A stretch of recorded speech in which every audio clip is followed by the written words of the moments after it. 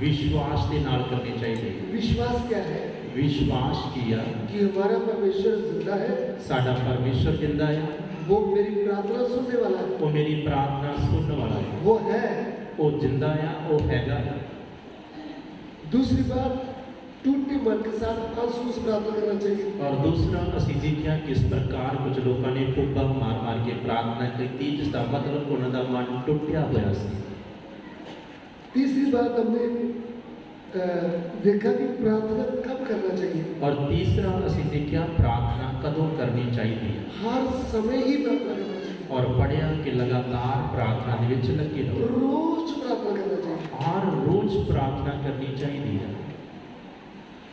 चौथी बात हमने सीखा है कि कहाँ प्रार्थना करना चाहिए। और चौथी गल देखी कि प्रार्थना का जिहड़ा स्थान है वो किहड़ा होना चाहिए है।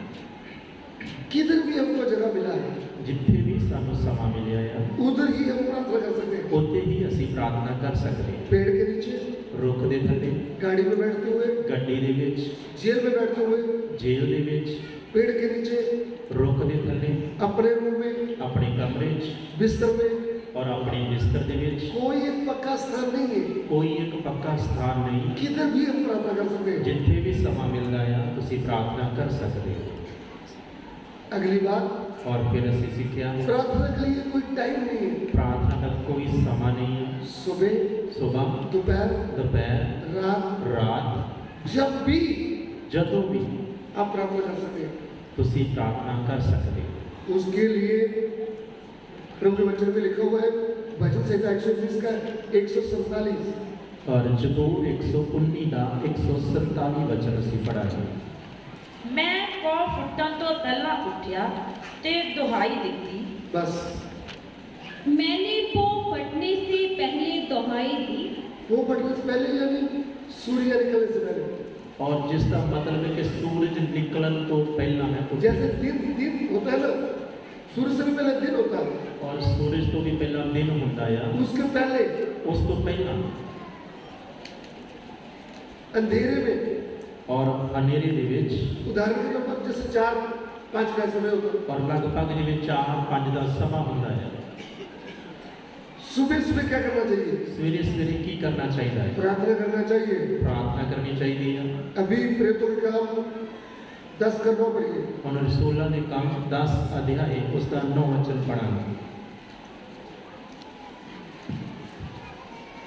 दूजे दिन जाओ राह विच चले जाते सन ਅਤੇ नगर के नेड़े जा ढुके तां पतरस दोपहर वेले कोठे उत्ते प्रार्थना करन लगा। दूसरे दिन जब वे चलते चलते नगर के पास पहुंचे तो दोपहर के निकट पतरस छत पर प्रार्थना करने चढ़ा। दोपहर को भी आप क्या कर सकते हैं? दोपहर के समय भी तुसी प्रार्थना कर सकते हो। भोर में करना है, अनेरे दे विच, दोपहर को भी करना है। दोपहर दे विच, उसके लिए प्रेरित 3 का 1 पढ़िए। और रसूलों ने काम 3 अध्याय उसका 1 वचन। पतरस ते यूहन्ना प्रार्थना करन दे वेले तीजे पैर हैकल नूं चले जाते सन। पतरस और यूहन्ना तीसरे पहर प्रार्थना के समय मंदिर में जा रहे थे। ध्यान से सुनना, ध्यान दे के सुनियो। 6 बजे से लेकर 9 बजे तक एक पहर होता है। 6 बजे तो लैके 9 बजे तक एक समा आ जिन्हों एक पहर बोलते हैं। फिर 9 बजे से 12 बजे तक दूसरा पहर है। फिर 9 बजे तो लैके 12 बजे तक एक पहर है। इधर में क्या लिखा है? इधर के लिखा है, पढ़िएगा। पतरस और यूहन्ना तीसरे पहर। अभी तीसरा पहर किसको बोलोगे? और तीसरा पैर कितना आता? 3 से 6। 3 तो लैके 6 बजे। ध्यान से सुनना, ध्यान दे के सुनियो। 6 से 9 एक पैर, 6 तो 9 एक पैर, 9 से 12 2 पैर, 9 तो 12 दूसरा पैर, फिर 12 से 3, फिर 12 तो लैके 3 तीसरा पैर, फिर 3 से 6 फिर 3 तो 6 चौथा पैर। चौथा पैर। यानी शाम को भी प्रार्थना कर सकते हैं। जिसका मतलब ਅਸੀਂ शाम ਨੂੰ भी प्रार्थना कर सकते हैं। रात को तो आपने पहले सुना है, रात ਨੂੰ ਤੁਸੀਂ ਪਹਿਲਾਂ ਹੀ ਸੁਣਿਆ। रात को आधी रात मतलब 12 बजे। ਅੱਧੀ ਕੁ ਰਾਤ जिसका मतलब 12 बजे। तो प्रार्थना करने का कोई फिक्स टाइम तो प्रार्थना करने का कोई पक्का समा नहीं।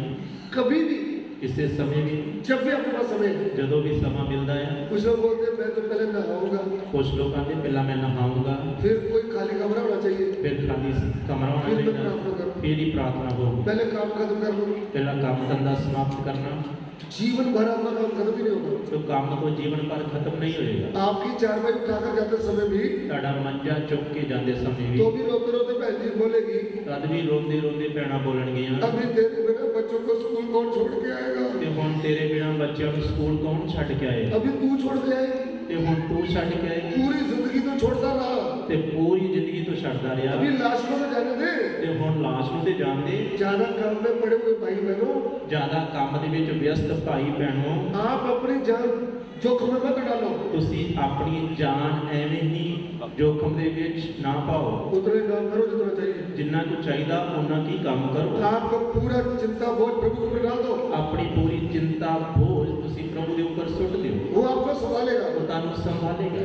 मैं तो समय से पहले आपके बाल पक जाएंगे, ਨਹੀਂ ਤਾਂ ਸਮੇਂ ਤੋਂ ਪਹਿਲਾਂ ਤੁਹਾਡੇ ਵਾਲ ਚਿੱਟੇ ਹੋ ਜਾਣਗੇ, आपका जो ये है ऐसा हो जाएगा, ਤੇ ਤੁਹਾਡੀਆਂ ਗੱਲਾਂ ਜਿਹੜੀਆਂ ਬਿਲਕੁਲ ਅੰਦਰ ਵੜ ਜਾਣਗੀਆਂ, सूख जाएंगे सोगड़े की बीमारी के बिना ही। ਤੇ ਇਸ ਤਰ੍ਹਾਂ ਲੱਗੋਗੇ ਜਿਵੇਂ ਸੋਗੜੇ ਦੀ ਬਿਮਾਰੀ ਹੁੰਦੀ ਹੈ। क्योंकि आपका जो सिर है इसको इंग्लिश में हेड बोलते हैं, ਕਿਉਂਕਿ ਸਾਡਾ ਜਿਹੜਾ ਸਿਰ ਆ ਇਹਨੂੰ ਇੰਗਲਿਸ਼ ਦੇ ਵਿੱਚ ਹੈਡ ਬੋਲਦੇ। तो आपका हेड में प्रेशर बढ़ गया तो आपका कैसे जो ਤੁਹਾਡੇ ਹੈਡ ਦੇ ਉੱਪਰ ਹੀ ਪ੍ਰੈਸ਼ਰ ਪੈ ਗਿਆ ਤਾਂ ਫਿਰ ਕੰਮ ਖਰਾਬ ਹੈ।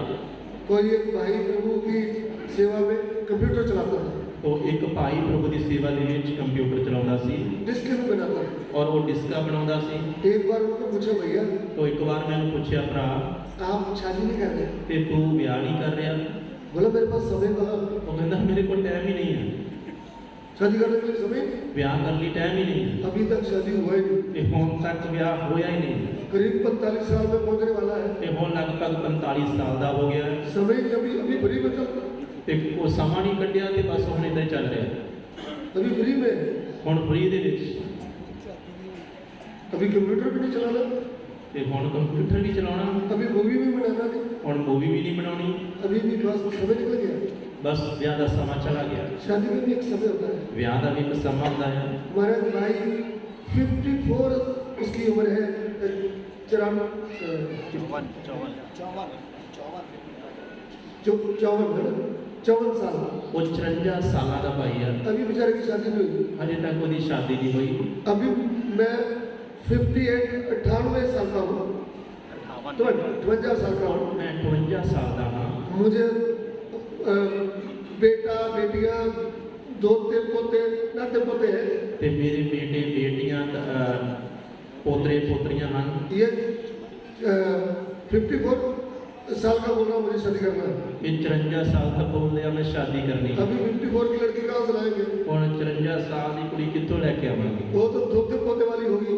ਉਹ ਤਾਂ ਦੋਤਰਿਆਂ ਪੋਤਰਿਆਂ ਵਾਲੀ ਹੋਊਗੀ। इसलिए शादी का एक समय होता है। ਇਸ ਲਈ ਵਿਆਹ ਦਾ ਇੱਕ ਸਮਾਂ ਹੁੰਦਾ ਆ। आप कितने भी समझदार पढ़े लिखे हैं, ਤੁਸੀਂ ਕਿੰਨੇ ਵੀ ਸਮਝਵਾਨ ਗਿਆਨਵਾਨ ਹੋ, ये भी बात ध्यान में रखना है। ਇਹ ਵੀ ਗੱਲ ਧਿਆਨ ਦੇ ਵਿੱਚ ਰੱਖਣੀ ਆ। कितनों की ऐसी एज निकल गई, ਕਿੰਨਿਆਂ ਦੀ ਉਮਰ ਇਸ ਤਰ੍ਹਾਂ ਹੀ ਲੰਘ ਗਈ, उनकी डिमांड ही इतनी बड़ी है कि लड़का इतना बड़ा होना चाहिए, ਤੇ ਉਹਨਾਂ ਦਾ ਤਾਂ ਬਸ ਨਿਰਣਾ ਹੀ ਹੈ ਕਿ ਲੜਕਾ ਬੜਾ ਪੜਿਆ ਚਾਹੀਦਾ ਹੈ, 5 फुट 7 इंच होना चाहिए, ਉਹਦਾ ਕੱਦ 5 ਫੁੱਟ 7 ਇੰਚ ਹੋਣਾ ਚਾਹੀਦਾ ਹੈ, वो लंबा खूबसूरत होना चाहिए। ਉਹ ਉੱਚਾ ਲੰਮਾ ਸੋਹਣਾ ਹੋਣਾ ਚਾਹੀਦਾ ਹੈ। पूरी जिंदगी निकल गई, अभी तक मिला नहीं। ਸਾਰੀ ਜ਼ਿੰਦਗੀ ਲੰਘ ਗਈ ਹਜੇ ਤੱਕ ਮਿਲਿਆ ਨਹੀਂ। लड़का क्या बोलता है? ਲੜਕਾ ਕੀ ਆਖਦਾ? BA में लड़की होनी चाहिए, BA ਜਾਂ MA ਲੜਕੀ ਹੋਣੀ ਚਾਹੀਦੀ, हाइट बड़ी होनी चाहिए, ਕੱਦ ਵੱਡਾ ਹੋਣਾ ਚਾਹੀਦਾ, सरकारी जॉब में होनी चाहिए, ਸਰਕਾਰੀ ਨੌਕਰੀ ਹੋਣੀ ਚਾਹੀਦੀ, साथ में विश्वासी होनी ਔਰ चाहिए। ਵਿਸ਼ਵਾਸੀ ਹੋਣੀ ਚਾਹੀਦੀ ਆ। ये शर्तें ढूंढते ढूंढते इसकी एज बढ़ रही है। ਇਹ ਸਾਰੀਆਂ ਗੱਲਾਂ ਲੱਭਦੇ ਲੱਭਦੇ ਉਮਰ ਵੱਧ ਰਹੀ ਹੈ। मैं आपसे विनती करता हूँ, ਮੈਂ ਬੇਨਤੀ ਕਰਦਾ ਹਾਂ, आप प्रभु के आगे प्रार्थना करो। ਤੁਸੀਂ ਪ੍ਰਭੂ ਦੇ ਅੱਗੇ ਪ੍ਰਾਰਥਨਾ ਕਰੋ। प्रभु ਪ੍ਰਭੂ मेरी डिमांडें कचरे में डालता हूँ। ਪ੍ਰਭੂ ਮੈਂ ਆਪਣੀਆਂ ਸਾਰੀਆਂ ਸ਼ਰਤਾਂ ਕੂੜੇ ਦੇ ਵਿੱਚ ਸੁੱਟਦਾ ਹਾਂ। प्रभु मेरा जीवन साथी का ਪ੍ਰਭੂ ਮੇਰਾ ਸਹਾਇਕ ਕਿੱਥੇ ਹੈ? उनको समय से सीखना है। ਉਹਨੂੰ ਸਮੇਂ ਸਿਰ ਮੇਰੇ ਸਾਹਮਣੇ ਲੈ ਕੇ अपनी बुद्धि का सहारा मत लो। ਆਪਣੀ ਬੁੱਧ ਦਾ ਸਹਾਰਾ ਨਾ ਲਓ। प्रभु ने आज तक जो किया सब अच्छा किया, ਪ੍ਰਭੂ ਨੇ ਅੱਜ ਤੱਕ ਜੋ ਕੀਤਾ ਤੋਂ ਲਿਖਿਆ ਹੈ ਕਿ ਵੇਖਿਆ ਤੇ ਸਾਰਾ ਕੁਝ ਅੱਛਾ ਹੀ ਹੈ। जो किया अच्छा ही किया। ਜੋ ਕੀਤਾ ਚੰਗਾ ਹੀ ਕੀਤਾ। आप सर्वज्ञानी नहीं है, हमारा प्रभु सर्वज्ञानी है। ਤੁਸੀਂ ਸਰਵ ਗਿਆਨੀ ਨਹੀਂ ਹੋ, ਸਾਡਾ ਪ੍ਰਭु ਸਰਵ ਗਿਆਨੀ ਹੈ। उनको आने वाले समय के बारे में पता है, ਉਹਨੂੰ ਆਉਣ ਵਾਲੇ ਭਵਿੱਖ ਦਾ ਪਤਾ ਹੈ। इसलिए हमारी प्रार्थना इसके विषय में भी होना चाहिए। और साडी प्रार्थना इस विषय च भी होनी जरूरी है। एक मकान बनाना और दूसरा शादी, एक घर बनाना ते दूसरा ब्याह रोज रोज नहीं बनते, हर रोज नहीं होंगे। उसमें बहुत प्रार्थना करना ਉਹਦੇ चाहिए। ਵਿੱਚ बड़ी प्रार्थना चाहिए है। प्रभु के आगे दिल से प्रार्थना करना चाहिए। प्रभु के अगे दिल तो प्रार्थना करनी चाहिए है। ये यरदन के बीच में से रास्ता बनाने वाला है हमारा प्रभु। यरदन दे विचों दी रास्ता बनाने वाला साडा प्रभु। रुकावट है तो आपको तोड़ने के लिए होगी, और रुकावट है तो तानू तोड़न दे लिए होएगी, आपको थोड़ा नम्र बनाने के लिए होगा, तानू हलीम बनाने दे लिए होएगी, आपके ऊंचे विचारों को नीचे करना होगा। ताडे उच्चे विचारां नू थल्ले लाउणा होएगा। आप भाई है या बहन है, तुसीं भाई हो भैन हो, मुझे नहीं कुछ पता। मैनू नहीं पता। सुन रहे हैं तो ध्यान से सुन लीजिए। सुन रहे हो तो ध्यान दे के सुनियो। अपना पूरा बोझ उसके ऊपर डालो, अपनी सारी चिंता ਉਹਦੇ ਤੇ ਸੁੱਟ ਦਿਓ। वो आपको संभालेगा। ਉਹਨੂੰ ਤੁਹਾਡਾ ਧਿਆਨ ਆ ਤੁਹਾਨੂੰ आप ਸੰਭਾਲੇਗਾ। अपनी बुद्धि से जो किया वो गलत हो जाएगा। ਤੁਸੀਂ ਆਪਣੀ ਬੁੱਧ ਦੇ ਨਾਲ ਜੋ ਕੀਤਾ ਉਹ ਗਲਤ ਹੋ ਜਾਏਗਾ। अगर प्रभु करेगा तो अगर प्रभु करेगा सब अच्छा ही होगा। सब चंगा ही होएगा। प्रभु के नाम की स्तुति हो। प्रभु के नाम की तारीफ हो। हम प्रार्थना के विषय में सीख रहे ਅਸੀਂ थे, प्रार्थना के विषय सीख इसके रहे हैं। लिए भी भाई हो बहन हो यंग हो, उनको उपवास लेकर भी प्रार्थना करना चाहिए। और इस विषय के विच भाई नौजवान या भैन नौजवान तो इस विषय की वर्त रख के प्रार्थना करनी है। इसमें कोई गलती नहीं ਇਹਦੇ है। ਵਿੱਚ कोई गलती नहीं है। अपना आपने जीवन साथी ढूंढ रहा है, प्रभु की ओर से होना चाहिए। और प्रभु ਨੂੰ बोलना है, अपना जीवन साथी लभना तो प्रभु ਦੀ ਵੱਲੋਂ होना चाहिए है। आमीन। आमीन। और आगे बढ़ेंगे, अब भी प्रार्थना कैसे करना चाहिए। ਹੁਣ प्रार्थना किवें करनी चाहिए है। इफिसियों की पत्री 6:18, अफसियां की पत्री 6 अध्याय 18 वचन।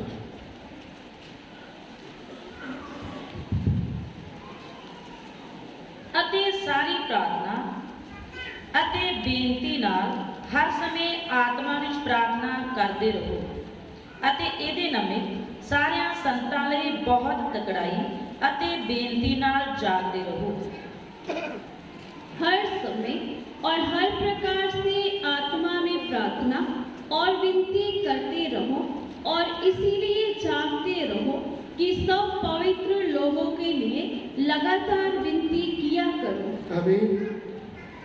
इसमें लिखा है हर समय आत्मा में प्रार्थना करते रहे। और इधर लिखा हर समय आत्मा दे विच प्रार्थना करते रहो। दो प्रकार की प्रार्थना होती है, दो तरह की प्रार्थना है। बुद्धि से प्रार्थना करना, बुद्धि दे नाल प्रार्थना करनी, आत्मा में प्रार्थना करना। आत्मा दे विच प्रार्थना करनी। आत्मा में प्रार्थना कैसे करना।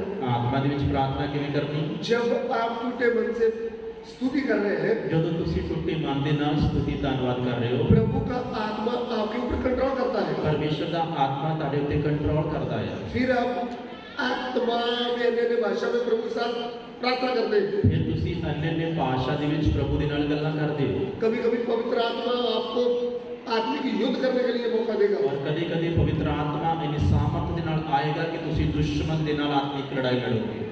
इसलिए आप पवित्र आत्मा नहीं पाए तो आप आत्मा में भरकर प्रार्थना नहीं कर सकते। ਇਸ ਲਈ ਅਗਰ ਤੁਸੀਂ ਪਵਿੱਤਰ ਆਤਮਾ ਨਹੀਂ ਪਾਇਆ ਤਾਂ ਤੁਸੀਂ ਪਵਿੱਤਰ ਆਤਮਾ ਦੇ ਨਾਲ ਭਰ ਕੇ ਲੜਾਈ ਲੜ ਨਹੀਂ ਸਕਦੇ। आपको पवित्र आत्मा पाने के लिए आपका मन टूटना चाहिए, उपवास लेना चाहिए। आपको पवित्र आत्मा का भरपूरी जरूरी है, जरूरी है। और पवित्र आत्मा पाने के लिए ਤੁਹਾਨੂੰ ਪ੍ਰਭੂ ਦੇ ਸਾਹਮਣੇ ਹਲੀਮ ਹੋਣਾ ਪਊਗਾ, ਵਰਤ ਰੱਖਣਾ ਪਊਗਾ, क्योंकि पवित्र आत्मा पाना ਤੁਹਾਡੇ ਲਈ बहुत जरूरी है। पहली सदी के चेले लोगों को 10 दिन केवल बहुत प्रार्थना करना पड़ा। और पहली सदी ਦੇ ਵਿੱਚ ਅਸੀਂ ਦੇਖਦੇ ਹਾਂ ਚੇਲੇ ਲੋਕ 10 ਦਿਨਾਂ ਤੱਕ ਬਹੁਤ ਪ੍ਰਾਰਥਨਾ ਕੀਤੀ। ये एक ही विशेषता हमें पवित्र आत्मा की समझ चाहिए। और एक ही ਉਹਨਾਂ ਦਾ ਮੁੱਖ ਨਿਸ਼ਾਨਾ ਸੀ ਕਿ ਪਵਿੱਤਰ ਆਤਮਾ ਦੀ ਸਾਮਰਥ प्रभु ने ਚਾਹੀਦੀ। वचन देखा, मांगोगे तो तुम्हें दिया जाएगा, प्रभु ने आख्या ਮੰਗੋਗੇ तो ਦਿੱਤਾ ਜਾਏਗਾ, ढूंढोगे तो पाओगे। खटखटाओगे तो ਤੁਹਾਡੇ ਲਈ ਖੋਲਿਆ ਜਾਏਗਾ। मांगना है आपको टूटे मन से, ਮੰਗਣਾ ਆ ਟੁੱਟੇ ਮਨ ਨਾਲ। जैसे हन्ना ने मांगा, ਜਿਵੇਂ ਹੰਨਾ ਨੇ ਮੰਗਿਆ, प्रभु ने उसको सुनकर जवाब दे दिया। ਪ੍ਰਭੂ ਨੇ ਉਹਦੀ ਪ੍ਰਾਰਥਨਾ ਸੁਣੀ ਤੇ ਜਵਾਬ ਦਿੱਤਾ। हमारा प्रभु जवाब देने वाला है। ਸਾਡਾ ਪ੍ਰਭੂ ਉੱਤਰ ਦੇਣ ਵਾਲਾ ਹੈ। तो आत्मा में प्रार्थना करना है तो आपको पवित्र आत्मा का भरपूरी मिलना चाहिए। ਸੋ ਆਤਮਾ ਦੇ ਵਿੱਚ ਪ੍ਰਾਰਥਨਾ ਕਰਨੀ ਹੈ ਤਾਂ ਪਵਿੱਤਰ ਆਤਮਾ ਦੀ ਸਾਮਰਥ ਪਾਉਣੀ ਜ਼ਰੂਰੀ ਹੈ। लास्ट में एक बात बताना चाहता हूँ। और आखिर ਤੇ ਇੱਕ ਗੱਲ ਦੱਸਣੀ ਚਾਹਣਾ ਹੈ। यूहन्ना से समाचार उसका 15 अध्याय उसका 16 वचन। यूहन्ना शुभ समाचार 15 अध्याय उसका 16 वचन। ਤੁਸੀਂ ਮੈਨੂੰ ਨਹੀਂ ਚੁਣਿਆ ਪਰ ਮੈਂ ਤੁਹਾਨੂੰ ਚੁਣਿਆ ਅਤੇ ਤੁਹਾਨੂੰ ਠਹਿਰਾਇਆ ਸੀ ਜੋ ਤੁਸੀਂ ਜਾ ਕੇ ਫਲਦਾਰ ਹੋਵੋ ਅਤੇ ਤੁਹਾਡਾ ਫਲ ਕਾਇਮ ਰਹੇ, ਤਾਂ ਜੋ ਤੁਸੀਂ ਮੇਰਾ ਨਾਮ ਲੈ ਕੇ ਜੋ ਕੁਝ ਪਿਤਾ ਤੋਂ ਮੰਗੋ ਸੋ ਉਹ ਤੁਹਾਨੂੰ ਦੇਵੇ। आमीन। तुमने मुझे नहीं चुना, परंतु मैंने तुम्हें चुना है और तुम्हें नियुक्त किया है कि तुम जाकर फल लाओ और तुम्हारा फल बना रहे, कि तुम मेरे नाम से जो कुछ पिता से मांगो वह तुम्हें दे। अभी ध्यान देकर मेरी ओर देखिए। ਹੁਣ ਧਿਆन ਦੇ ਕੇ ਮੇਰੀ ਵੱਲ ਦੇਖੋ। देखिए,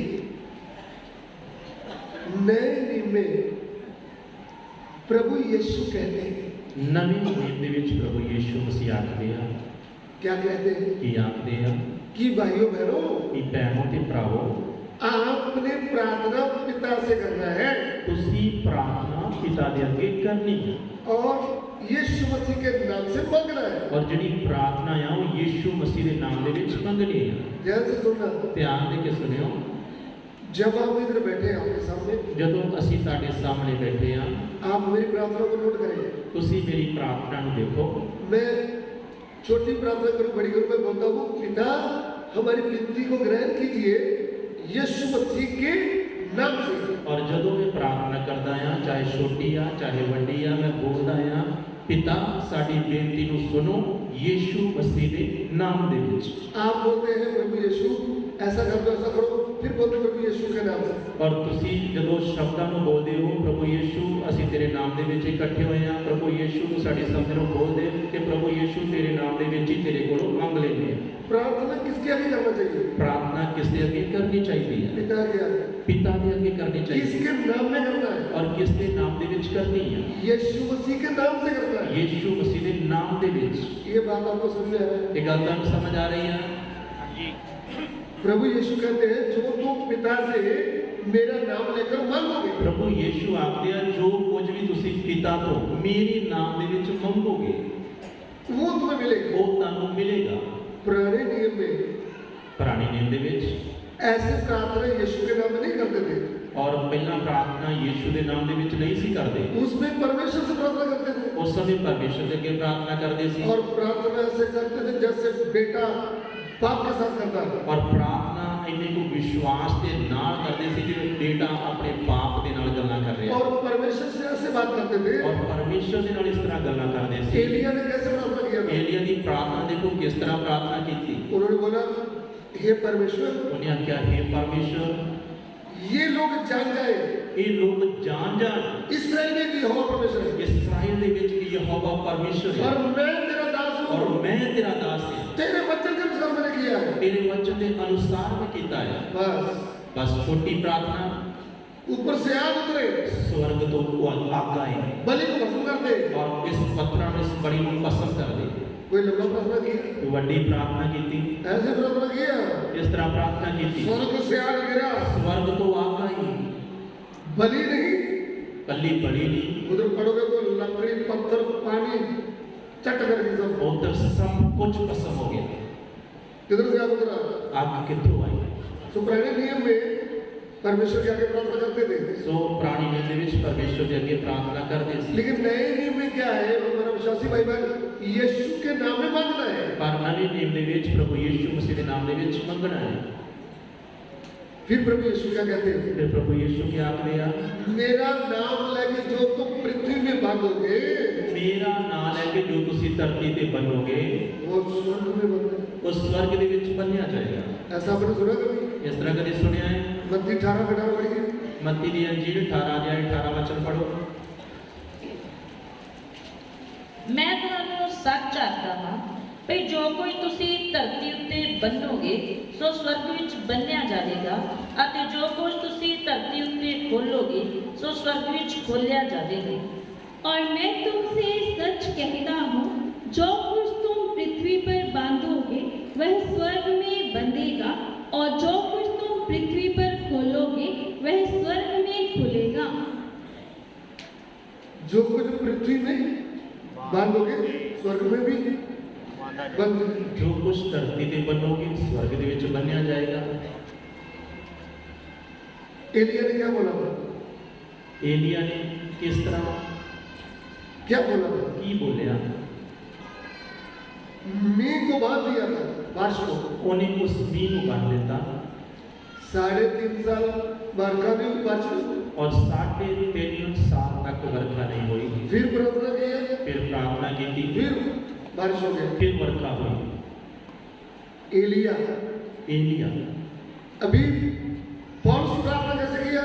ਹੁਣ पौलुस ने प्रार्थना किवें कीती? ये डिप्टी उस समय वचन सुन रहा था और उस समय कमिश्नर है जिहड़ा मेन अहुदे ते आ ਉਹ वचन सिख ਰਿਹਾ ਸੀ। ये एक जादूगर उसमें बीच में टांग अड़ा रहा था। ਉੱਥੇ ਇੱਕ ਜਾਦੂਗਰ ਸੀ ਜਿਹੜਾ ਵਚਨ ਦੇ ਵਿੱਚ ਰੁਕਾਵਟ ਪਾ ਰਿਹਾ ਸੀ। प्रभु के दास ने आत्मा भरकर मालूम क्या बोला? ਪ੍ਰਭੂ ਦੇ ਦਾਸ ਨੇ ਆਤਮਾ ਚ ਭਰਪੂਰ ਹੋ ਕੇ ਪਤਾ ਕੀ ਬੋਲਿਆ? ये शैतान की संतान, ਇਹ ਸ਼ੈਤਾਨ ਦੀ ਸੰਤਾਨ, तू प्रभु के काम में खाना डालता है, ਤੂੰ ਪਰਮੇਸ਼ਰ ਦੇ ਕੰਮ 'ਚ ਰੁਕਾਵਟ ਪਾ ਰਿਹਾ ਹੈ, तू थोड़ी देर के लिए अंधा हो जाएगा। ਤੂੰ ਥੋੜੀ ਦੇਰ ਲਈ ਅੰਨਾ ਹੋ ਜਾਏਗਾ। उसी समय अंधा हो गया। ਉਸੇ ਸਮੇਂ ਅੰਨਾ ਹੋ ਗਿਆ। डिप्टी के ऊपर भी भय पड़ गया, दूसरों के ऊपर भी ਉਸ भय। ਕਮਿਸ਼ਨਰ ਦੇ ਉੱਪਰ ਡਿਪਟੀ ਦੇ ਉੱਪਰ ਡਰ ਛਾ ਗਿਆ। प्रभु का दास आत्मा में भरा है, ਪ੍ਰਭੂ ਦਾ ਦਾਸ ਆਤਮਾ ਚ ਭਰਪੂਰ ਆ, फुल विश्वास है, ਪੂਰਾ ਵਿਸ਼ਵਾਸ ਆ, जो बोलेगा शब्द निकलेगा वो पक्का हो जाएगा। ਜੋ ਮੂੰਹ ਦੇ ਵਿੱਚੋਂ ਸ਼ਬਦ ਨਿਕਲ ਗਿਆ ਉਹ ਪੱਕਾ ਹੋ ਜਾਏਗਾ।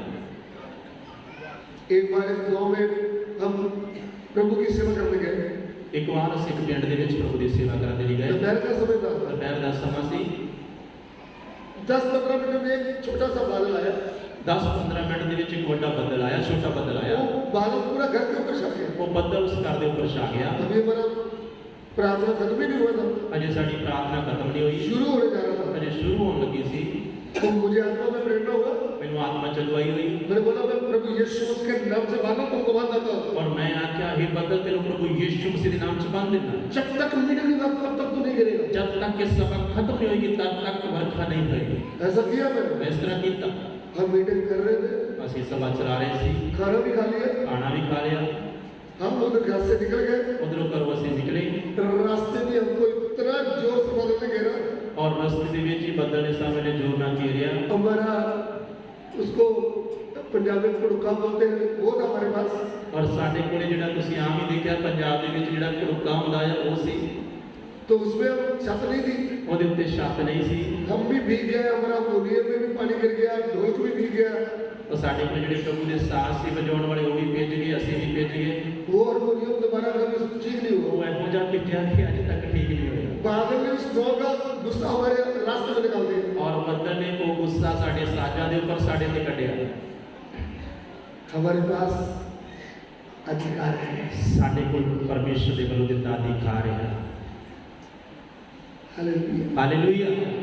ये एक जगह ऐसा नहीं हुआ, ਇੱਕ ਹੀ ਜਗ੍ਹਾ ਇਸ ਤਰ੍ਹਾਂ ਨਹੀਂ ਹੋਇਆ। किधर किधर हुआ है जगह बताने की जरूरत नहीं। ਪਰਮੇਸ਼ਰ ਦੀ ਕਿਰਪਾ ਦੇ ਨਾਲ ਬਹੁਤ ਜਗ੍ਹਾ ਹੋਇਆ ਹੈ, ਦੱਸਣ ਦੀ ਜ਼ਰੂਰਤ ਨਹੀਂ ਹੈ। मेरे साथ एक भाई और 2 बहन लोग थे, टीम के। ਮੇਰੇ ਨਾਲ ਇੱਕ ਭਾਈ ਤੇ 2 ਭੈਣਾਂ ਸੀ ਜੋ ਟੀਮ ਦੀਆਂ ਸੀ। हम लोग राजस्थान में प्रभु सेवा के लिए गए। ਅਸੀਂ ਲੋਕ ਰਾਜਸਥਾਨ ਵਿੱਚ ਪ੍ਰਭੂ ਦੀ ਸੇਵਾ ਲਈ ਗਏ। जब वापस आए ਜਦੋਂ ਵਾਪਸ ਆਏ तो हमको अबोहर में हमारा एक पास्टर है अरमीत सिंह रहता। ਉਦੋਂ ਪ੍ਰਭੂ ਦੇ ਇੱਕ ਦਾਸ ਅਬੋਹਰ ਦੇ ਵਿੱਚ ਰਹਿੰਦੇ ਆ, ਪ੍ਰਭੂ ਦੇ ਦਾਸ ਹਰਮੀਤ। हम शाम को उनके पास पनाह ले लिया। ਅਸੀਂ ਸ਼ਾਮ ਨੂੰ ਉਹਨਾਂ ਦੇ ਕੋਲ ਰਹੇ। तो मैंने बोला कैसे चल रहा सेवा? ਮੈਂ ਕਿਹਾ ਕਿਸ ਤਰ੍ਹਾਂ ਸੇਵਾ ਚੱਲ ਰਹੀ ਹੈ? बोला सेवा तो ठीक है, ਉਹਨਾਂ ਦੀ ਸੇਵਾ ਤਾਂ ਠੀਕ ਆ। इधर पास में एक बहुत समस्या है। ਇਧਰ ਨਾਲ ਹੀ ਸਾਨੂੰ ਇੱਕ ਬੜੀ ਵੱਡੀ ਸਮੱਸਿਆ ਆ ਰਹੀ ਹੈ। क्या? ਤੇ ਮੈਂ ਕਿਹਾ ਕੀ? वहाँ भी एक बाबा आया है, ਉਧਰ ਇੱਕ ਬਾਬਾ ਆਇਆ ਆ, उधर बहुत लोग इकट्ठे होते हैं। ਉਧਰ ਬੜੇ ਲੋਕ ਇਕੱਠੇ ਹੁੰਦੇ ਆ। वो बोलता है ऐसे चक्कर लगाओ। ਤੇ ਉਹ ਕਹਿੰਦਾ ਇਸ ਤਰ੍ਹਾਂ ਗੇੜੇ ਕੱਢੋ। कुछ लोग ठीक भी होते हैं। ਕੁਝ ਲੋਕ ਠੀਕ ਵੀ ਹੁੰਦੇ ਆ। तो मुझे बहुत दुख लग रहा है। ਮੈਨੂੰ ਬੜਾ ਦੁੱਖ ਲੱਗ ਰਿਹਾ ਹੈ। मैंने बोला ठीक है, हम अभी रात को आराम करेंगे, सुबह भोर को उठेंगे। ਮੈਂ ਕਿਹਾ ਕੋਈ ਗੱਲ ਨਹੀਂ, ਇਹ ਵੀ ਦੇਖ ਲਾਂਗੇ, ਪਰ ਰਾਤ ਨੂੰ ਆਰਾਮ ਕਰਾਂਗੇ, ਸਵੇਰ ਤੜਕੇ ਚੱਲਾਂਗੇ। हम लोग सुबह 4 बजे उठ गए। ਅਸੀਂ ਸਵੇਰ ਹੀ 4 ਵਜੇ ਉੱਠੇ। पहले हम बैठकर प्रार्थना किया, ਪਹਿਲਾਂ ਅਸੀਂ ਅੱਛੀ ਤਰ੍ਹਾਂ ਪ੍ਰਾਰਥਨਾ ਕੀਤੀ। प्रभु की अगुवाई में हम चले गए उधर। ਪ੍ਰਭੂ ਦੀ ਅਗਵਾਈ ਦੇ ਵਿੱਚ ਉੱਧਰ ਗਏ। सुबह सुबह तो उधर कोई नहीं था। ਸਵੇਰੇ ਸਵੇਰੇ ਤੇ ਉੱਧਰ ਕੋਈ ਨਹੀਂ ਸੀ। वो बाबा कहीं वो धो रहा था। ਔਰ ਬਾਬਾ ਸਵੇਰੇ ਸਵੇਰੇ ਉੱਠੇ ਹੀ ਨਹੀਂ ਸੀ, ਅਜੇ ਮੂੰਹ ਹੱਥ ਧੋ ਰਿਹਾ ਸੀ। मैं आगे था और भाई लोग मेरे साथ थे। ਮੈਂ ਅੱਗੇ ਸੀ ਤੇ ਭਾਈ ਲੋਕ ਮੇਰੇ ਪਿੱਛੇ ਸੀ। मैंने जाते समय यीशु उसके नाम की जाए करके चक्कर लगा दिया। ਤੇ ਮੈਂ ਪ੍ਰਭੂ ਯੀਸ਼ੂ ਮਸੀਹ ਦੇ ਲਹੂ ਦੀ ਜੈ ਕਰਦੇ ਹੋਏ ਚੱਕਰ ਕੱਢਿਆ। 2 चक्कर लगाए। 2 ਚੱਕਰ ਲਾਏ। वो भागकर आ गया। ਉਹ ਭੱਜ ਕੇ ਆਇਆ। बोला हे भाई, ਉਹ ਕਹਿੰਦਾ ਇਹ ਭਰਾਵਾ, आपने उल्टा चक्कर लगा दिया है। ਤੇ ਤੂੰ ਤਾਂ ਜਿਸ ਤਰ੍ਹਾਂ ਚੱਕਰ ਲਗਾਉਣੇ ਸੀ ਉਸ ਤਰ੍ਹਾਂ ਨਹੀਂ, ਤੂੰ ਉਲਟਾ ਚੱਕਰ ਕਿਉਂ ਕੱਢ ਦਿੱਤਾ? मैंने बोला कोई बात नहीं भाई, हम थोड़ी चक्कर लगाते रहते हैं, हम तो नए हैं। ਤੇ ਮੈਂ ਆਖਿਆ ਭਰਾਵਾ, ਮੈਂ ਕਿਹੜਾ ਰੋਜ਼ ਇੱਥੇ ਆਉਣਾ ਆ, ਅੱਜ ਹੀ ਆਇਆ, ਮੈਨੂੰ ਨਹੀਂ ਸੀ ਪਤਾ, ਇਸ ਲਈ ਕੱਢ ਦਿੱਤੇ। मैंने बोला अभी हम दूसरी तरफ चक्कर लगाएंगे। ਤੇ ਮੈਂ ਕਿਹਾ ਹੁਣ ਦੂਸਰੀ ਤਰ੍ਹਾਂ ਚੱਕਰ ਲਾ ਦਿੰਦੇ। मैंने बोला यीशु मसीह के नाम से शक्ति को मैं बांध लेता हूँ ਮੈਂ ਅਧਿਕਾਰ ਦੇ ਨਾਲ ਆਖਿਆ ਪ੍ਰਭੂ ਯੀਸ਼ੂ ਮਸੀਹ ਦੇ ਨਾਮ ਦੇ ਵਿੱਚ ਉਸ ਸ਼ਕਤੀ ਨੂੰ ਮੈਂ ਬੰਨ ਲੈਣਾ और मैं आज्ञा देता हूँ ये जहाँ से छोड़ के भाग जा। ਔਰ ਮੈਂ ਆਗਿਆ ਦੇਣਾ ਇਸ ਜਗ੍ਹਾ ਨੂੰ ਛੱਡ ਕੇ ਦੂਰ ਚਲੀ ਜਾ। 30 मुर्दों में से जी उठा प्रभु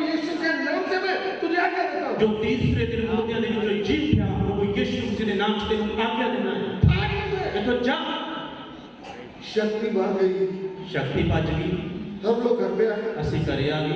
ये नहीं कि शक्ति मुझे बोल दिया था कि मैं भाग गई, ਇਹ ਨਹੀਂ ਕਿ ਸ਼ਕਤੀ ਨੇ ਮੈਨੂੰ ਆਵਾਜ਼ ਦਿੱਤੀ ਮੈਂ ਚਲੇ ਗਈ ਹਾਂ। मैंने विश्वास से भगा दिया। ਮੈਂ ਵਿਸ਼ਵਾਸ ਸੀ ਮੇਰੇ ਅੰਦਰ ਕਿ ਉਹਨੂੰ ਭਜਾ ਦਿੱਤਾ है। आपकी प्रार्थना में विश्वास होना बहुत ही जरूरी है। ਤੁਹਾਡੀ ਪ੍ਰਾਰਥਨਾ ਦੇ ਵਿੱਚ ਵਿਸ਼ਵਾਸ ਹੋਣਾ ਬੜਾ ਜ਼ਰੂਰੀ ਹੈ। ये नहीं बोलना कि मैं वो तो प्रभु के दास ही बन सकते हैं, ਇਹ ਨਹੀਂ ਆਖਣਾ ਸਿਰਫ ਪ੍ਰਭੂ ਦੇ ਦਾਸ ਹੀ ਬਣ ਸਕਦੇ, बहन भी बन सकती है। ਭੈਣਾਂ ਵੀ ਬਣ ਸਕਦੀਆਂ। ये बात पहले सुन लो, ਇਹ ਗੱਲ ਪਹਿਲਾਂ ਸੁਣ फिर ਲਓ, दूसरी बहनों की बात बताऊंगा। ਫਿਰ ਭੈਣਾਂ ਦੀ ਗੱਲ ਵੀ ਦੱਸੂਗਾ। तो हम लोग सुबह निकले, शाम को घर में आ गए। ਅਸੀਂ ਸਵੇਰ ਗਏ, ਸ਼ਾਮ ਨੂੰ ਘਰੇ ਆ ਗਏ। अगले पल में भूल गया, हरमीत पास्टर जी कैसे हैं? ਮੈਂ ਫਿਰ ਉਹਨਾਂ ਨੂੰ ਫੋਨ ਕੀਤਾ, ਪ੍ਰਭੂ ਦੇ ਦਾਸ ਜੀ ਕਿੱਦਾਂ ਠੀਕ ਜੇ? वो हंसने लगा। ਉਹ ਹੱਸਣ ਲੱਗੇ। मैंने बोला बात बताओ क्या बात है? ਮੈਂ ਕਿਹਾ ਦੱਸੋ ਤੇ ਸਹੀ ਕਿਉਂ ਹੱਸ ਰਹੇ ਹੋ? बोला क्या बताओ? ਕਹਿੰਦੇ ਕੀ ਦੱਸਾਂ? आज पुलिस आया, ये बाबा को 2 डंडे मार के भगा, तूने क्या तमाशा बनाया? और आज ही पुलिस वाले आए, बाबे ने डंडे मारे हैं और कहते तमाशा की बनाया ले गया। वो मेरी ओर देख करके गुस्से से बोल रहा था, वो मेरी वाल वेख के गुस्से ਨਾਲ बोल ਰਿਹਾ ਸੀ, क्योंकि आपके साथ मैं भी था। क्योंकि ਤੁਹਾਡੇ ਨਾਲ ਮੈਂ ਵੀ ਸੀ। बोला सब तहस नहस हो गया, ਉਹ ਕਹਿੰਦਾ ਸਭ ਕੁਝ ਤੋਂ ਖਤਮ ਹੋ ਗਿਆ, उधर कोई नहीं आ रहा, ਉਧਰ ਹੁਣ ਕੋਈ ਨਹੀਂ ਆ ਰਿਹਾ। वो सामान लेकर खुद से आ गया घर पे। ਉਹ ਸਮਾਨ ਲੈ ਕੇ ਉਧਰੋਂ ਘਰੇ ਚਲੇ ਗਿਆ। ऐसा है हमारा प्रभु। ਇਸ ਤਰ੍ਹਾਂ ਸਾਡਾ ਪ੍ਰਭੂ ਕੰਮ ਕਰਦਾ ਹੈ। हमें आमीन। कोई समझ में आ रहा तो है? समझ आ रहा है? ये कोई किसी से कहीं से उधार लिया हुआ बात नहीं है। ਇਹ ਜਿਹੜੀ ਗਵਾਹੀ ਹੈ ਇਹ ਕਿਸੇ ਤੋਂ ਮੁੱਲ ਨਹੀਂ ਲਈ। जीवन में कार्य किया। ਇਹ ਤਜਰਬਾ ਪ੍ਰਭੂ ਨੇ ਮੇਰੇ ਜੀਵਨ ਚ ਪਾਉਣ ਦਿੱਤਾ। आमीन। आमीन। हमारे घरियाला की एक बहन थी, ਸਾਡੇ ਘਰਿਆਲੇ ਦੀ ਇੱਕ ਭੈਣ ਸੀ, वो सुबह सुबह खेत में जा रही थी। आपको मालूम, जब घर में इतना इंतजाम नहीं होता बाथरूम का, तो लोग खेती में जाते हैं। ਔਰ ਤੁਹਾਨੂੰ ਪਤਾ ਪਿੰਡਾਂ ਦੇ ਵਿੱਚ ਜ਼ਿਆਦਾ ਇੰਤਜ਼ਾਮ ਜਦ ਨਹੀਂ ਹੁੰਦਾ ਤਾਂ ਲੋਕ ਖੇਤਾਂ ਦੇ ਵਿੱਚ ਜਾਂਦੇ ਆ। तो रास्ते में बड़ा सांप निकल रहा था। ਰਸਤੇ ਦੇ ਵਿੱਚ ਬੜਾ ਵੱਡਾ ਸੱਪ ਜਾ ਰਿਹਾ तो बहनों का तो सबका नहीं, कुछ बहनों का दिल इतना छोटा होता है। ਤੇ ਭੈਣਾਂ ਦੇ ਸੱਪ ਨੂੰ ਦੇਖ ਕੇ ਦਿਲ ਏਡਾ ਛੋਟਾ ਹੁੰਦਾ ਹੈ। शिकली देखो, शिकली शिकली ਤੇ ਛਿਪਕਲੀ ਨੂੰ ਵੇਖ ਲਿਆ, ਕਿਰਲੀ ਨੂੰ ਵੇਖ ਲਿਆ ਤੇ ਕਹਿੰਦੀਆਂ ਵੀ ਹਾਏ ਕਿਰਲੀ आ गई है। छोटा है तो पेट दिख गया तो डर जाते हैं। ਤਾਂ ਥੋੜੀ ਜਿਹੀ ਗੱਲ ਤੋਂ ਹੀ ਡਰ ਜਾਂਦੇ ਆ। वहाँ पे तो लंबा सांप है, ਉਧਰ ਤੇ ਵੱਡਾ ਸੱਪ ਆ। इसको और कुछ को समझ में नहीं आया। ਇਹਨੂੰ ਹੁਣ ਤੇ ਕੁਝ ਸਮਝ ਨਹੀਂ ਆਇਆ। इसने बोला यीशु के नाम से मैं आपको बात देती हूँ। ਇਹਨੇ ਵਿਸ਼ਵਾਸ ਦੇ ਨਾਲ ਆਖਿਆ ਸੱਪ ਨੂੰ ਮੈਂ ਯਿਸੂ ਮਸੀਹ ਦੇ ਨਾਮ ਚ ਬੰਨ ਦਿੰਦੀ ਹਾਂ। तो सांप उधर ही घूम रहा है। ਸੱਪ ਉੱਤੇ ਉੱਤੇ ਘੁੰਮ ਰਿਹਾ ਹੈ। इनको 2 भाई किसान दिखे। ਔਰ ਉਧਰ ਪੈਲੀ ਵਾਲੇ ਦੋ ਭਾਈ ਕਿਸਾਨ ਨੂੰ ਦਿਖੇ। उनको बोला भाई भाई इधर आओ, ਉਹਨਾਂ ਨੂੰ ਆਵਾਜ਼ ਮਾਰੀ, ਭਰਾਓ ਇੱਧਰ ਆਓ, इधर में सांप है, इसको मार दो। ਇੱਧਰ ਸਾਪਿਆਂ ਨੂੰ ਮਾਰੋ। वो बोले मैं जी शो नहीं करना, ਉਹ ਬੜੇ ਹੈਰਾਨ ਹੋਏ, ਕਹਿੰਦੇ ਕਿ ਰੋਣਾ ਨਾ, ਮੈਂ ਭੱਜੂਗਾ, ये भाग जाएगा। ਇਹ ਭੱਜ ਜਾਊਗਾ। बोली भागेगा कैसे? ਉਹ ਕਹਿੰਦੀ ਭੱਜੂਗਾ ਨਹੀਂ, आओ तो। ਆਓ ਤੇ ਸਹੀ। जब वो आए ਉਹ ਜਦੋਂ ਆਏ उन्होंने देखा सांप उड़ रही है। ਉਹਨਾਂ ਦੇਖਿਆ ਸੱਪ ਉੱਤੇ ਉੱਤੇ वो ਘੁੰਮ मैं ਰਿਹਾ। मारेंगे फिर। ਉਹ ਕਹਿੰਦੇ ਮਾਰਾਂਗੇ ਅੱਜ। आप बता रही है ऐसे किधर खड़ा है? ਪਹਿਲਾਂ ਦੱਸ ਕੀਤਾ ਕੀ ਇਹ? बोली मैं बांध दिया है। ਕਹਿੰਦੀ ਮੈਂ ਬੰਨ ਦਿੱਤਾ वो ਹੈ। बोले मैं हमको बता बांधा कैसे? ਉਹ ਕਹਿੰਦੇ ਵੀ ਦੱਸ ਤੇ ਸਹੀ ਬੰਨਿਆ ਕਿਵੇਂ ਆ? उन्होंने सोचा कहीं कैसे बांधा होगा। ਉਹਨਾਂ ਸੋਚੇ ਹੈਰਾਨ ਹੋਏ ਕਿਵੇਂ ਬੰਨਿਆ ਹੈ। फिर से बोला मैंने यीशु मसीह के नाम से बांध रही है। ਫਿਰ ਉਹਨੇ ਆਖਿਆ ਕਿ ਯਿਸੂ ਮਸੀਹ ਦੇ ਨਾਮ ਚ ਬੰਨਿਆ ਹੈ। हालेलुया। ਹਾਲੇਲੂਇਆ। तब सांप को मारना। ਉਸ ਤੋਂ ਬਾਅਦ ਸੱਪ ਨੂੰ ਮਾਰਿਆ। समझ रहे हो? ਸਮਝ ਰਹੇ ਹੋ? ये नहीं कि वो बहन जी ने बाइबल स्कूल में कॉलेज में पढ़ी है। ਇਹ ਨਹੀਂ ਉਹਨੇ ਬੜੀ ਵੱਡੀ ਡਿਗਰੀ ਬਾਈਬਲ ਸਕੂਲ ਚੋਂ ਕੀਤੀ ਆ। वो जो पढ़ाई वाला स्कूल उसमें भी नहीं गई। ਉਹ ਜਿਹੜਾ ਸਕੂਲ ਆ ਉਹਦੇ ਵਿੱਚ ਵੀ ਨਹੀਂ ਗਈ। यीशु के स्कूल में आती है संडे को, ਉਸ ਸੰਡੇ ਐਤਵਾਰ ਨੂੰ ਯਿਸੂ ਮਸੀਹ ਦੇ ਸਕੂਲ ਦੇ ਵਿੱਚ ਆਉਂਦੀ ਆ, वचन सीखती है। ਵਚਨ ਸਿੱਖਦੀ आ।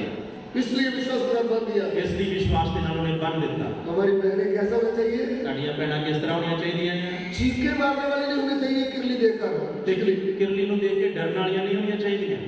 बांधना चाहिए। ਉਹਨਾਂ ਨੂੰ ਬੰਨਣਾ ਚਾਹੀਦਾ ਹੈ। हालेलुया। ਹਾਲੇਲੂਇਆ। क्यों बांधना है? ਕਿਉਂ ਬੰਨਣਾ ਹੈ? हमारे प्रभु ने अधिकार दे रखा है। ਸਾਡੇ ਪ੍ਰਭੂ ਨੇ ਸਾਨੂੰ ਅਧਿਕਾਰ ਦਿੱਤਾ ਹੈ। आपको मालूम अधिकार दिया है? ਤੁਹਾਨੂੰ ਪਤਾ ਅਧਿਕਾਰ ਕੀ ਹੈ? लूका सुसमाचार निकाले ਲੋਕਾਂ ਸੁਸਮਾਚਾਰ 10 अध्याय का 17 और 18। 10 अध्याय 10, 17 और 18 जी हाँ। ਉਹ 70 ਆਨੰਦ ਨਾਲ ਹੋਏ ਔਰ ਬੋਲੇ ਕਿ ਪ੍ਰਭੂ ਜੀ ਤੇਰੇ ਨਾਮ ਕਰਕੇ ਭੂਤ ਵੀ ਸਾਡੇ ਵਸ ਵਿੱਚ ਹਨ। आगे ਉਸਨੇ ਉਹਨਾਂ ਨੂੰ ਆਖਿਆ, ਮੈਂ ਸ਼ੈਤਾਨ ਨੂੰ ਬਿਜਲੀ ਵਾਂਗੂ ਆਕਾਸ਼ ਤੋਂ ਡਿੱਗਾ ਹੋਇਆ ਡਿੱਠਾ। ਵੇਖੋ ਮੈਂ ਤੁਹਾਨੂੰ ਸੱਪਾਂ ਤੇ ਠੂਆਂ ਨੇ ਲਤਾੜਨ ਦਾ ਔਰ ਵੈਰੀ ਦੀ ਸਾਰੀ ਸ਼ਕਤੀ ਉੱਤੇ ਇਖਤਿਆਰ ਦਿੱਤਾ ਹੈ ਅਤੇ ਕੋਈ ਵੀ ਚੀਜ਼ ਤੁਹਾਡਾ ਨੁਕਸਾਨ ਨਾ ਕਰੇਗੀ। आमीन। वे सुंदर आनंद करते हुए लौटे और कहने लगे, हे प्रभु, तेरे नाम से दुष्ट आत्मा भी हमारे वश में है। उसने उनसे कहा, देखिए, हे प्रभु, तेरे नाम से दुष्टात्मा भी हमारे वश में है। तो ਉਹਨਾਂ ਨੇ ਆਖਿਆ ਪ੍ਰਭੂ ਤੁਹਾਡੇ ਨਾਮ ਦੇ ਕਾਰਨ ਸ਼ਕਤੀਆਂ ਵੀ ਸਾਡੇ ਵਾਸਤੇ ਵਿੱਚ ਹਨ। अंतर्गत जो शक्तियों को किसके नाम में वश में करना है? ਔਰ ਜੋ ਸ਼ੈਤਾਨ ਦੀਆਂ ਸ਼ਕਤੀਆਂ ਆ ਉਹਨਾਂ ਨੂੰ ਬੰਨਣ ਦੇ ਲਈ ਵਾਸਤੇ ਕਰਨ ਲਈ ਕਿਹਦਾ ਨਾਮ ਚਾਹੀਦਾ ਹੈ? यीशु मसीह का नाम।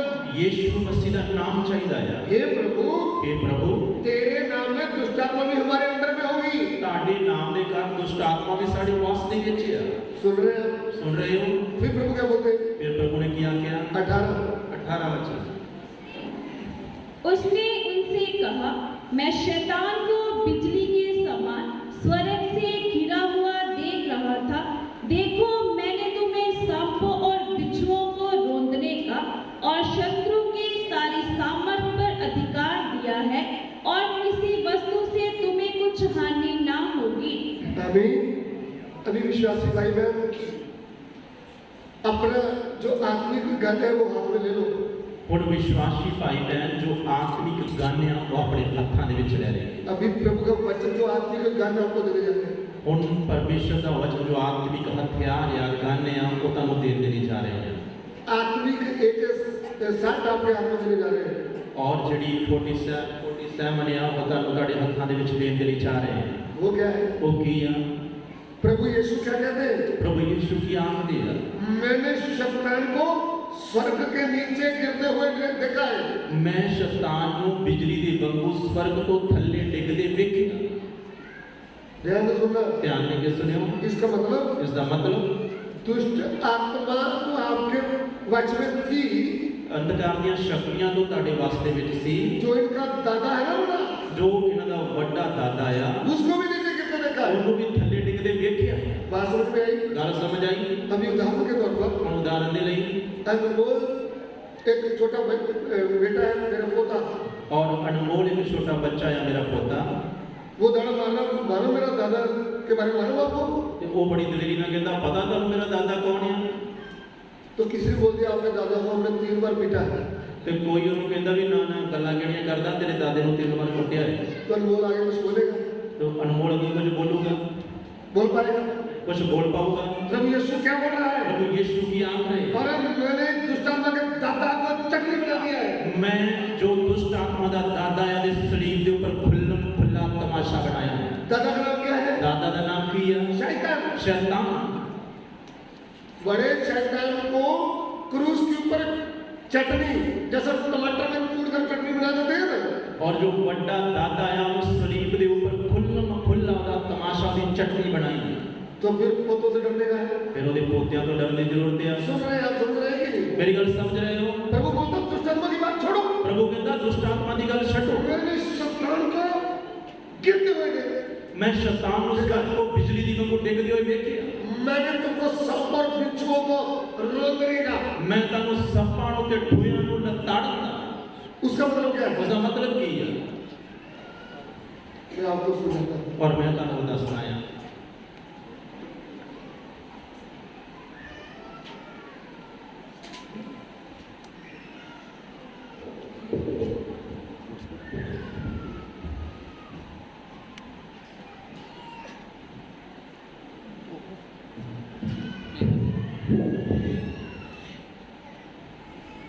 प्रभु यीशु कहते हैं,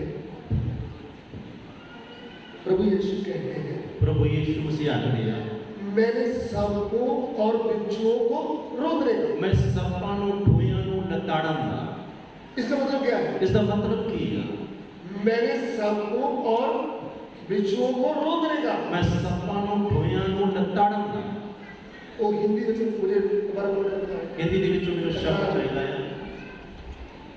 देखो, मैंने तुम्हें सांपों और बिच्छुओं को रोंदने का। सांपों और बिच्छुओं को रोकने का। और सप्पां नूं ठूयां नूं लताड़दा।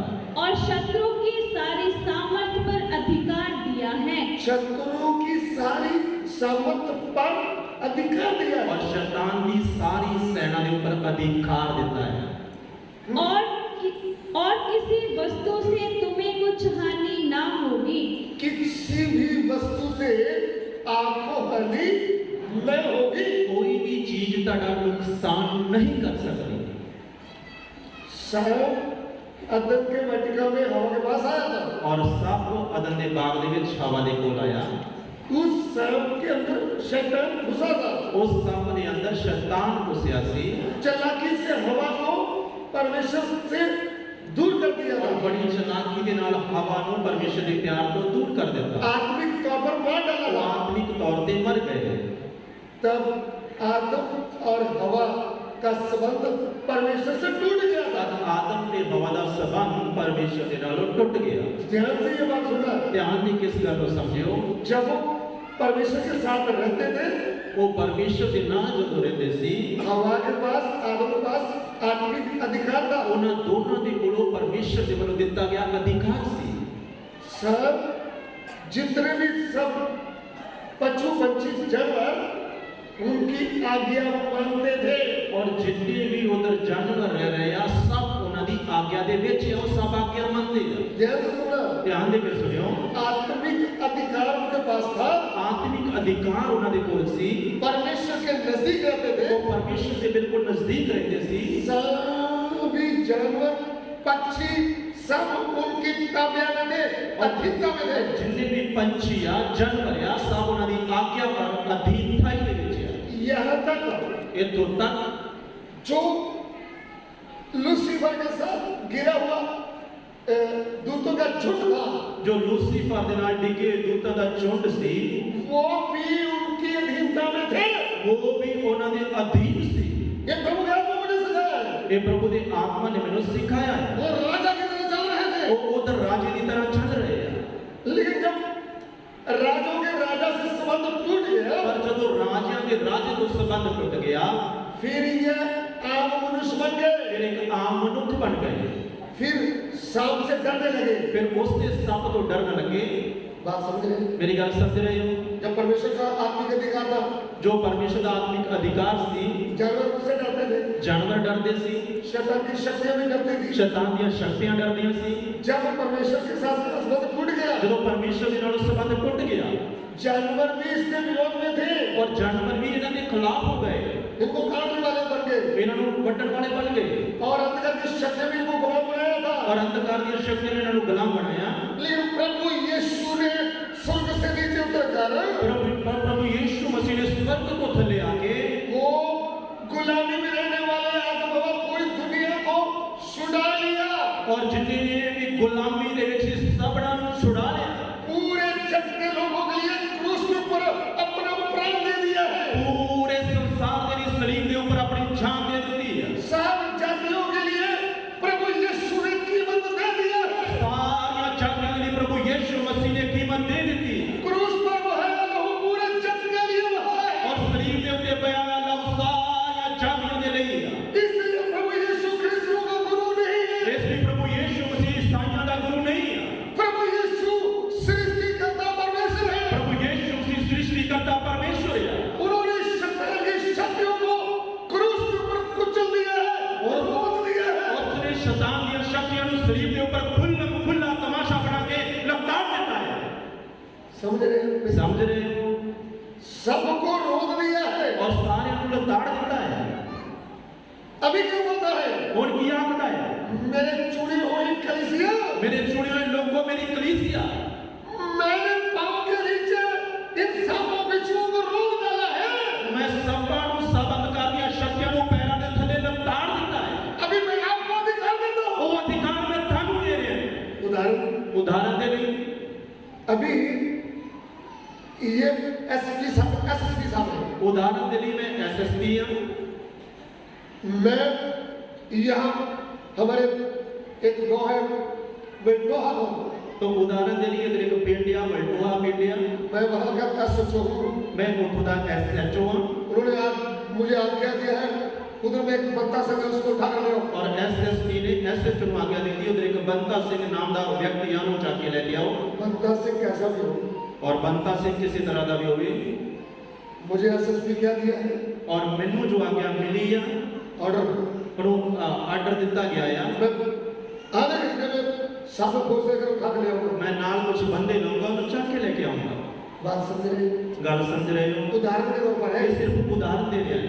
ऐसा स्वर्ग का परमेश्वर, ਇਸ ਤਰ੍ਹਾਂ ਸਵਰਗ ਦਾ ਪਰਮੇਸ਼ਵਰ मुर्दों में से तीसरे दिन जी उठा परमेश्वर, ਮੁਰਦਿਆਂ ਦੇ ਵਿੱਚੋਂ ਤੀਸਰੇ ਦਿਨ ਜੀ ਉੱਠਿਆ ਪਰਮੇਸ਼ਵਰ प्रभु यीशु मसीह परमेश्वर ਪ੍ਰਭੂ ਯੀਸ਼ੂ ਮਸੀਹ ਜੋ ਪਰਮੇਸ਼ਵਰ ਆ अपने लोगों को क्या बोलता है? ਆਪਣੇ ਲੋਕਾਂ ਨੂੰ ਕੀ ਆਖਦਾ ਹੈ? मैंने सबको और बिच्छुओं को रोकने का तुझे अधिकार दिया है। ਮੈਂ ਸਭਾਂ ਨੂੰ ਠੁਇਆਂ ਤੇ ਬੈਰੀ ਦੀ ਸਾਰੀ ਸ਼ਕਤੀ ਦਾ ਤੈਨੂੰ ਅਧਿਕਾਰ ਦਿੱਤਾ ਹੈ। शैतान की सारी शक्तियों को मैंने अधिकार दे दिया। ਸ਼ੈਤਾਨ ਦੀਆਂ ਸਾਰੀਆਂ ਸ਼ਕਤੀਆਂ ਦੇ ਤੈਨੂੰ ਅਧਿਕਾਰ ਦਿੱਤਾ ਹੈ। वचन क्या कहता है? ਵਚਨ ਕੀ ਆਖਦਾ ਹੈ? जितनों ने बपतिस्मा लिया ਜਿਨ੍ਹਾਂ ਨੇ ਬਪਤਿਸਮਾ ਲਿਆ वह नार नारी ना रहे, ਉਹ ਨਰ ਔਰ ਨਾਰੀ ਨਹੀਂ ਰਹੇ। भाई बहन में फर्क न रहा। ਭਾਈ ਭੈਣ 'ਚ ਕੋਈ ਫਰਕ ਨਹੀਂ।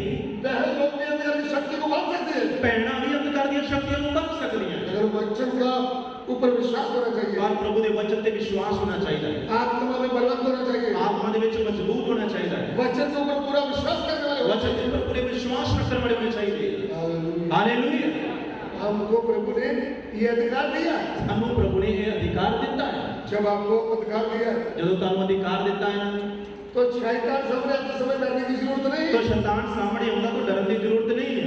आप वचन की ताकत से सामना करना है। ਤੁਸੀਂ ਵਚਨ ਦੀ ਤਾਕਤ ਦੇ ਨਾਲ ਉਹਦਾ ਸਾਹਮਣਾ ਕਰਨਾ ਹੈ। शैतान को बोलना है, ਸ਼ੈਤਾਨ ਨੂੰ ਬੋਲਣਾ ਆ यार काल के बच्चे, ਇਹ ਕੱਲ ਦੇ ਬੱਚੇ तू तो हमारा नौकर है। ਤੂੰ ਤੇ ਸਾਡਾ ਨੌਕਰ ਹੈ। ओ मैं राजा का बेटा हूँ। ਮੈਂ ਰਾਜੇ ਦਾ ਬੇਟਾ ਹਾਂ। कौन सा राजा? ਕਿਹੜਾ ਰਾਜਾ? वो राजाओं का राजा, ਉਹ ਜੋ ਨਾ ਬਦਲਣ ਵਾਲਾ ਰਾਜਾ ਹੈ राजाओं का ਜੋ राजा। ਰਾਜ ਦਾ ਰਾਜਾ ਹੈ। वो कौन है? ਉਹ ਕੌਣ ਆ? प्रभु यीशु। ਪ੍ਰਭੂ ਯੀਸ਼ੂ ਮਸੀਹ। प्रभु यीशु के विषय में है राजाओं का राजा। प्रभु यीशु मसीह के बारे में पढ़ते समय लिखा राजा दा राजा। हालेलुया। हालेलुया। सिर्फ राजा नहीं, सिर्फ राजा नहीं राजाओं राजा दा राजा है। प्रभुओं का प्रभु। वो प्रभुओं दा प्रभु आ। मेरा यीशु प्रभु। मेरा यीशु प्रभु। फिर मैं क्यों डरूं? फिर मैं क्यों डरूं? हालेलुया। हालेलुया। आज ही आपका डर दूर हो जाए, आज ही तेरा डर खत्म हो जाए राजा की तरह चले। और राजा की तरह चली। पट्टी शहर की शक्ल बोलो, राजा का बेटा हूं। पट्टी शहर की शक्तियों को बोलो मैं राजा दा। पंजाब के किसी शहर में आप सेवा कर रहे हैं, तुसी किसी भी शहर में सेवा कर रहे हो और विश्वास के द्वारा बोलो आई एम किंग। और विश्वास कर रहे बोलो मैं राजा हूं।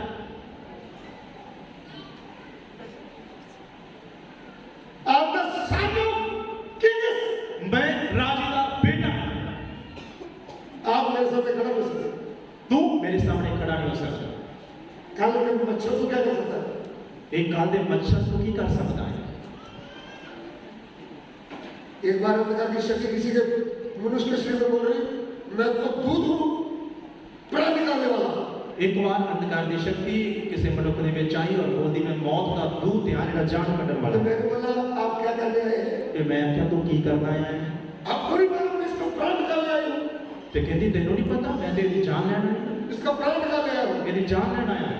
मैं थोड़ा ढीले ढीले बात कर रहा हूं। मैं थोड़ा हौली हौली ਗੱਲ ਕਰ ਰਿਹਾ ਸੀ। इसने सोचा इनको तो मालूम ही नहीं है। ਤੇ ਉਹਨੇ ਸੋਚਿਆ ਇਹਨੂੰ ਕੁਝ ਨਹੀਂ ਪਤਾ। वो शक्ति जोर जोर से बोल रही वो शक्ति बड़े जोर जोर ਨਾਲ बोल रही थी। मैं मृत्यु करने आया हूं। मैं ਇਹਦੀ मौत करना आया हूं। मैंने बोला चुप। मैं क्या चुप। मृत्यु वाले दोनों की चाबी मेरे यीशु के हाथ में है। मौत के ताल ਦੀਆਂ ਕੁੰਜੀਆਂ ਮੇਰੇ ਪ੍ਰਭੂ ਦੇ ਕੋਲ ਹੈ। सुन ले, सुन इस भाई बहन की मृत्यु की चाबी यीशु मसीह के हाथ में है। ਇਸ ਭਾਈ और बहन ਦੀ मौत ਦੀ ਚਾਬੀ ਪ੍ਰਭੂ ਯਿਸੂ ਮਸੀਹ ਦੇ ਹੱਥ ਦੇ ਵਿੱਚ ਹੈ। क्यों मैंने ऐसा बोला? क्यों मैं इस तरह बोलिया? प्रकाश वाक्य 1:17 में लिखा है। और प्रकाश की पोथी 1:17 वचन इस तरह लिखा है। मैंने बोला तू इसका प्राण कैसे निकालेगा? मैं क्या कोई नहीं जान के भी कट सकता है। फिर शर्म के साथ चुप हो गया। फिर शक्ति शर्मिंदा ही चुप हुई। मैंने बोला प्लास्टिक की चाबी होगी मेरे पास। मैं क्या तेरे को कोई प्लास्टिक की चाबी होगी? असली चाबी मेरे यीशु के हाथ में है। असली चाबी मेरे प्रभु यीशु मसीह के हाथ में है। एक पैर भी तू गिरा नहीं सकता। एक वार भी मेरा डेग नहीं सकता। एक बाल गिरा तो ऑर्डर होना शुरू से। एक वार भी सिर का टिकना ऊपर ऑर्डर होना जरूरी है। आप मुझे चक्कू को मत समझना। तो मैंने एवं कहवे ना सब मैं परमेश्वर का बेटा। मैं परमेश्वर का बेटा हूं। क्या आप ऐसा बोल पाओगे? कि तुम अंधकार दी शक्तियों में इस तरह बोल पाओगे? बहनों, भैनों इन्होंने क्या कर दिया है? इधर की करना है? आत्मा में सब पहलवान की तरफ ललकारने का समय है। हिम्मत है तो स्टेज में आओ। और वचन की ताकत को महसूस करते हुए वचन खा के पहलवान की तरह ताकतवर बनते हुए उन्हें बोलना हिम्मत को मेरे सामने। शैतान को बोलो मेरा एक शब्द तेरे लिए काफी है। और शैतान को बोलना मेरा एक शब्द तेरे लिए काफी है। मेरा एक शब्द ही तेरे लिए काफी है। बड़ा बोलो थारा था तलवार भला बहुत बड़ा पहलवान। और गोलियत वर्गा बड़ा पहलवान तलवार लेके आ रहा है। दाऊद क्या बना? और दाऊद की आंदा है। तू तो तेरे सामर्थ्य से तेरे हथियारों से घमंड में रहता है। तू तो अपने बर्श से लेके अपने हथियारों से भरोसा करता मेरे वाल आ रहा है। लेकिन मैं सेना हालेलुया हालेलुया। तेरा विरोध आ रहा हूं। मैं सेना का यहोवा का नाम लेके तेरे विरोध में आ रहा है। वो आज तेरा मेरे हाथ में कर वो दो। आज ही तेनू मेरे हाथ दे विच कर देगा। कत्ल कर दो। तेरा गर्दन तेरी कट दी जाएगी। किसने बोला? किसने आखिया? दाऊद ने गोलियत नु आखिया। दाऊद ने ऐसी हवा में गोलियां नहीं लगाई। दाऊद ने कहने नहीं बोल रहा। यहोवा का आत्मा बोल रहा है। यहोवा का आत्मा दलेरी दे रहा है। बोल। दाऊद के ऊपर कंट्रोल किसका था? दाऊद के ऊपर कंट्रोल किसने कर लिया? पवित्र आत्मा का। यहोवा परमेश्वर की आत्मा ने कर लिया। प्रभु से कहे।